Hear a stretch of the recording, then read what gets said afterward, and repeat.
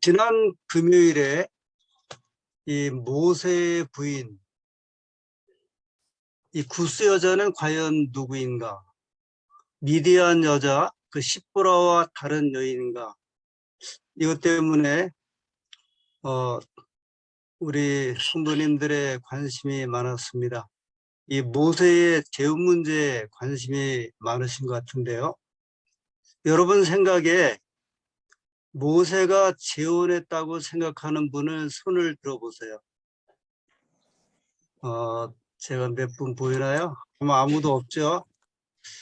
그러면 재혼을 안 한 겁니다. 재혼을 안 한 것으로 생각하고 성경을 보면 좋을 것 같습니다. 제가 그 금요일 이야기를 좀 나눈 다음에 며칠 동안 생각하다가 성경에서는 어떻게 이 문제를 좀 표현하고 있는지 살펴보게 되었고요. 아브라함이 창세기 16장 3절에 보면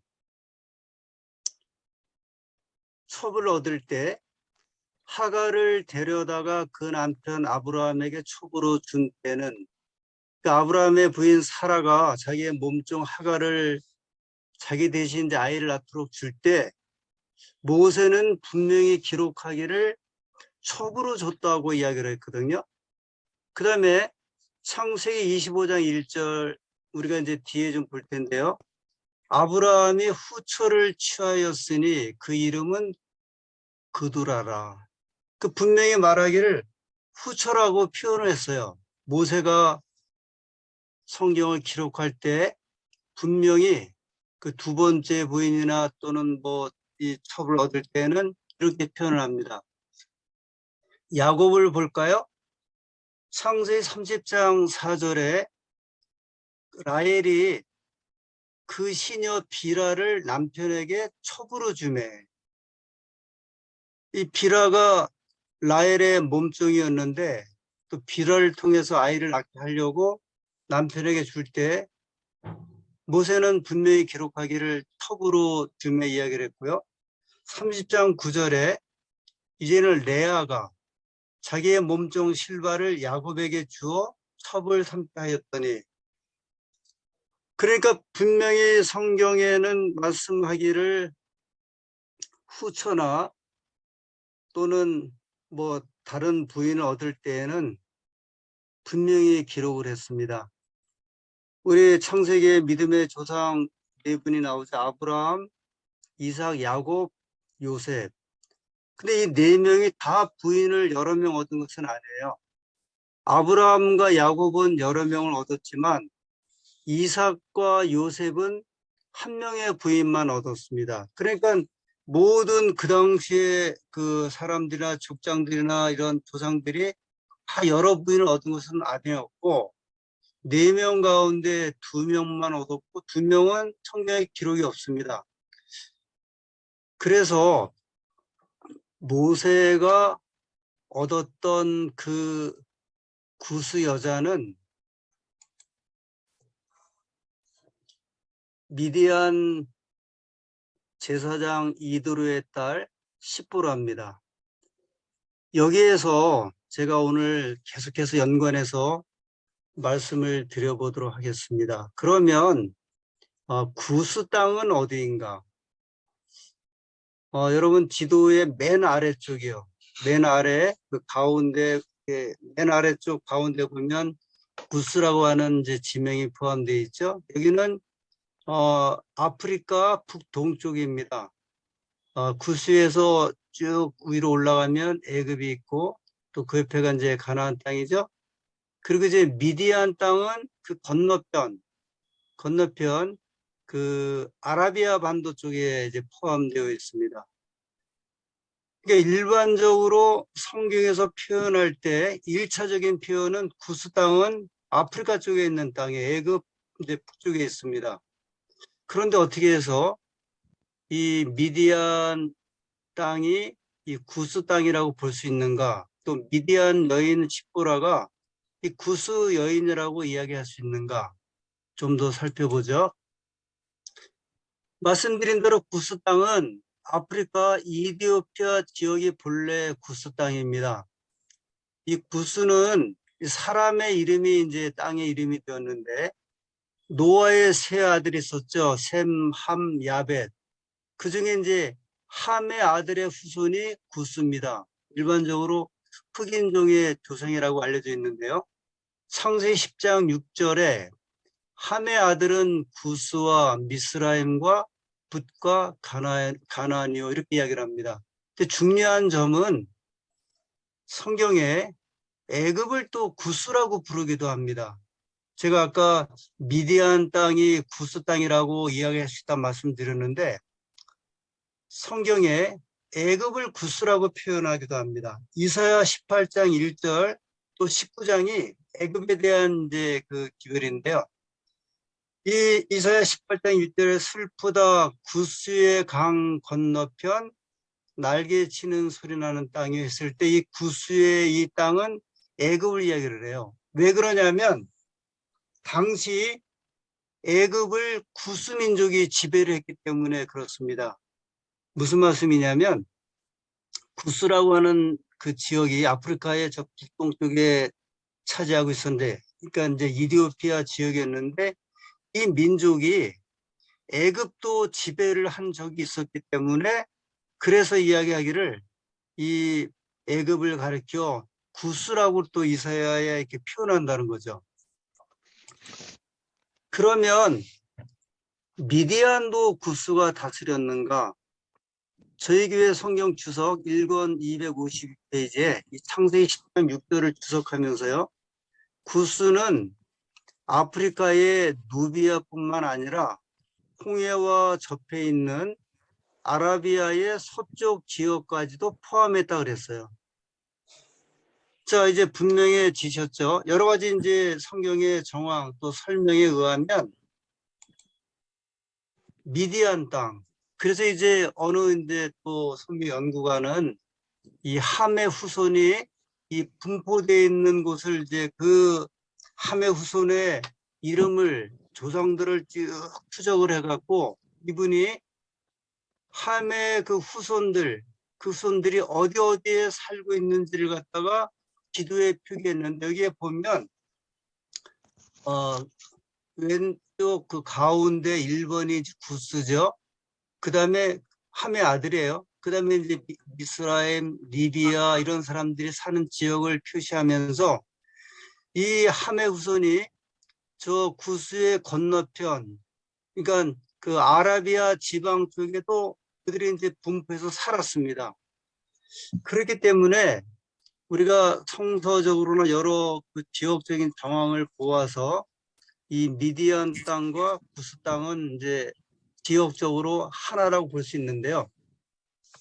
그럼 소 결론을 지으면 그러므로 민수기 12장 1절에 모세가 구스 여자를 취하였더니 했을 때 이 미디안 지역은 구스로도 불렀고 미디안 여자 십보라는 이 구스 여자 십보라임의 같은 여인이다. 이렇게 결론을 내릴 수 있습니다. 우리가 모세가 재혼 안 한 게 좋잖아요. 그죠? 저도 동일합니다. 그 위대한 지도자였고 굉장히 중요한 하나님의 법이라든지 시민법 여러 가지 법률을 이렇게 소개하고 어떻게 살아야 할지를 가르치고 있는 모세 입장에서 그 광야 생활하는 가운데 그는 다른 뭐 두 번째 여인을 취하였거나 아내를 취하지 않은 것은 틀림이 없습니다. 그러면 여기서 더 나아가서 미디안 족속은 누구인가? 민수기 22장부터 24장에 발락과 발람 이야기가 나옵니다. 이 배경은 이제 출애굽 후 40년이 다 되었을 때 그 사건이에요. 민수기 22장 1절에 이스라엘 자손이 또 길을 떠나 모압 평지에 진을 쳤으니 그 지금 40년이 광야 생활 40년이 지나서 40년 그 해에 이스라엘 백성들이 이제 가나안 땅이 바라보이는 모압 평지까지 올라왔습니다. 요단 건너편 곧 여리고 맞은편이더라.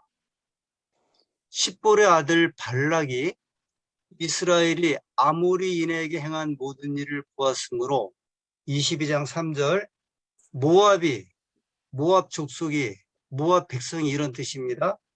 심히 두려워하였으니 이스라엘 백성이 많음으로 말미암아 모압이 이스라엘 자손 때문에 번민하더라. 4절 그래서 이제 미디안 장로들에게 이르되 이제 이 무리가 소가 밭에 풀을 뜯어 먹은 같이 우리 사방에 있는 것들을 다 뜯어 먹으리로다. 화면이 잠깐만요. 화면이 제가 지워져 갖고 예. 이 민수기 22장 24장의 설명을 드리면 이 본 내용은 내일 말씀을 드리고요. 이렇게 됐죠. 이스라엘 백성이 약 40년의 광야 생활을 끝내고 모압 땅에 도착을 했습니다. 그 소식을 모압 족속의 왕 발락이 듣고 두려워하죠. 그래서 미디안 장로들에게 자기들의 두려움을 말합니다. 그러면 여기에 나오는 모압 미디안 백성들은 누구인가? 우리 성도님들 아래 족속의 특징들이 무엇일까요? 이 화면에 있는 여러 족속들을 좀 보시고 이 사람들이 성경의 인물들하고 어떤 연관이 있는지 한번 말씀해 주시겠습니까? 모압 족속, 암몬 족속, 미디안 족속, 에돔 족속, 아말렉 족속. 가인의 후예. 네.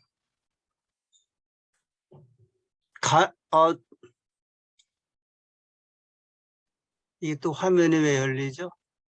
아래 이 족속들의 특징이 지금 조금 전에 장로님 말씀하셨는데요. 가인의 후예. 가인의 후예 또요. 한번 이스라엘 민족 대적해. 모세의 예, 후예. 모세의 후예 또요. 에서의 후예. 에서의 후예. 에서의 후예. 네네. 네, 에서의 후예. 자, 그러면 롯의 큰딸의 네네. 자, 아시죠? 다 알고 계시는 것 같아요. 지금 여기 지금 모압 그 민족이 이스라엘을 두려워하는데 모압 민족은 누군가? 롯의 큰딸의 후손이죠. 아시죠? 롯이 네. 이제 그 동굴에서 있을 네. 때 큰딸의 후손이 모압이고 암몬 족속은 롯의 작은 딸의 후손이고 미디안족은 아브라함의 후손 그드라의 후손이에요. 그러니까 사실 그 십보라는 아브라함의 이제 그 후손이라고 볼 수 있죠. 그 다음에 에돔은 말씀하신 대로 에서의 후손이고 네. 아말렉은 에서의 손자예요. 여기 지도를 보면 지도가 좀 복잡하긴 한데요. 근데 왼쪽 위에 그 가나안, 이스라엘 땅, 가나안 땅이 있다고 하면 그 밑으로 아말렉 족속이 있었고 그 밑으로 에돔이 있고 그 가운데 에돔족, 에서의 후손, 그 다음에 맨 아래는 이제 미디안 족속이 살고 있고 에돔 족속의 위에 그 모압. 그러니까 지금 이스라엘 백성이 40년 동안 광야 생활한 다음에 어디까지 간 거냐면 모압 있는 땅까지 이제 올라간 거예요. 그 다음에 모압 민족 위에는 암몬 민족이 있는데요. 이 지도를 통해서 보면 지금 이스라엘 백성들이 가나안 땅으로 들어갈 때 아주 켜캡시 이스라엘 자손들의 그러니까 아브라함의 후손이나 그 다음에 에서의 후손 또는 롯의 후손들이 가나안 그 변경에 다 진을 치고 이미 살면서 이스라엘 백성들이 광야 생활을 들어가는데 이제 방해가 됩니다. 조금 더 이제 다른 지도인데요. 오른쪽 위에 아람, 암몬, 모압 민족, 그 다음에 이제 에돔 민족이 있습니다. 창세기 25장 1절, 6절에 있는 말씀으로 좀 돌아가 볼게요. 좀 간단하게. 이 아브라함의 후초 이제 구드라가 있는데요. 아브라함이 후처를 취했어요. 구드라를 취한 6 아들을 낳습니다. 시므란, 욕산, 무단, 미디안, 이스박, 수아. 말씀드린 대로 미디안은 아브라함의 이제 자손이죠, 아들이죠. 아브라함이 이삭에게 유산을 주고, 그 다음에 6절, 서자들에게도 재산을 주어 자기 생전에 그들로 하여금 자기 아들 이삭을 떠나 동방 곧 동쪽 땅으로 가게 하였더라. 이게 서자들은 후처 그드라가 나왔던 6 아들인데, 이 사람들이 이제 동쪽 땅으로 가면서 이슬람의 조상들이 돼요. 한 민족들을 이루게 되죠. 생각할 점은 이들은 다 하나님 백성의 후손들이었습니다. 모압, 암몬, 미디안, 에돔, 그리고 아말렉까지. 그런데 이들이 이스라엘 백성들에게 원수로 계속적으로 남습니다. 가나안 입국에 방해를 하죠. 그래서 이제 에돔을 통과할 때 또 방해를 받아서 올라가지 못하고 밑으로 내려왔다가 다시 위로 올라갔는데 모압 민족이 이제 기다리고 있으면서 또 방해를 하고, 어떤 그 이후에도 계속적으로 이스라엘 민족들에게 괴롭히는 이제 원수가 되죠. 아주 끊임없이 괴롭히게 되죠. 그 어떻게 보면 하나님의 백성의 그 적은 하나님의 또 백성이라고 이제 볼 수가 있는 형편이 되었습니다. 그런데 이들이 어떻게 되었을까? 이사야 60장 4절에 보면 내 눈을 들어 사방을 보라. 무리가 다 모여 내게로 오느니라. 이제 지금 이사야 60장은 이제 그 하나님께서 전 지구에 흩어져 있는 이 민족들이 이제 하나님께로 돌아올 것에 대한 예언이에요. 60장 1절에 일어나 빛을 발하라 그러면서 내 사방의 사람들이 돌아오겠다 하시면서요. 60장 4절에 눈을 들어 사방을 봐라. 우리가 다 모여 내게로 오느니라. 그러시면서 60장 6절에 미디안과 에바의 어린 낙타가 내 가운데에 가득할 것이며 스바 사람들은 다 금과 유황을 가지고 와서 7절 게달의 양무리는 다 내게로 모일 것이요 느바요스의 수량은 내게 공급되고. 근데 이 땅에 이제 마지막 때 그리고 예수님께서 재림하시기 전에 사방에 있는 백성들이 하나님께로 돌아오겠다는 말씀인데요. 그 예언적인 말씀이죠. 예언적인 말씀을 이제 민족들과 연관해서 말씀을 한 건데, 여기 보면 미디안은 그드라의 아들이죠. 에바는 미디안의 아들이에요. 스바는 욕산의 아들입니다. 게달은 이스마엘의 둘째 아들이에요. 느바이옷은 이스마엘의 첫째 아들입니다. 그러니까 우리가 앞서 보았던 이스라엘 주변에 이스라엘의 원수처럼 지내고 늘 이제 공격을 하고 괴롭혔던 이 민족들이 지금까지도 어떻게 보면 이제 그런 형편이죠. 지금까지도 이 기독교와 이슬람의 어떤 그 싸움, 그 다음에 계속적인 그 분쟁들, 그리고 원수처럼 지내고 굉장히 힘든 가운데 계속 지내고 있는데, 성경은 우리에게 말씀하기를 이들이 하나님께 돌아오겠다 말씀을 했습니다. 미디안, 에바, 스바, 게달, 느바요. 이슬람 그 민족들에게 이제 복음을 전하기 위해서 정말 애들을 많이 쓰고 있습니다. 근데 이슬람 선교를 오랫동안 그 연구하고 또 이 선교 사역을 이렇게 추진하고 있는 분들에 의하면 그렇게 상황이 별로 좋지 않다고 이야기를 합니다. 아주 세상의 여러 지역 가운데 이슬람 선교가 굉장히 어려워요. 제 기억에 18년도인가요?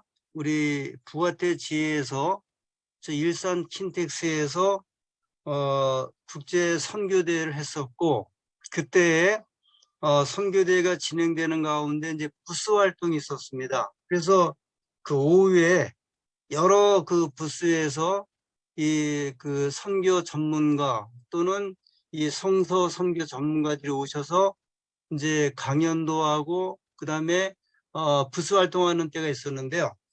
제가 한 부스에 참여했는데 이 부스는 대청회에서 오신 중동 지역 선교 책임자가 오셨어요.